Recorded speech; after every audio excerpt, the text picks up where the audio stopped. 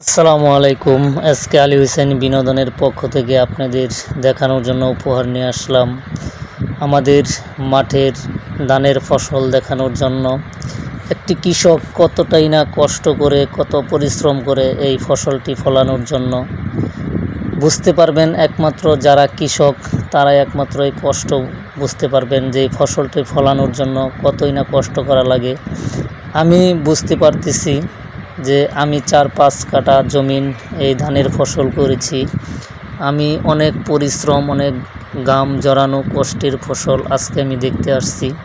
আমার কাছে খুব আনন্দিত লাগতেছে যে এত সুন্দর ফসল হয়েছে। কখনো এত সুন্দর ফসল দেখি নাই।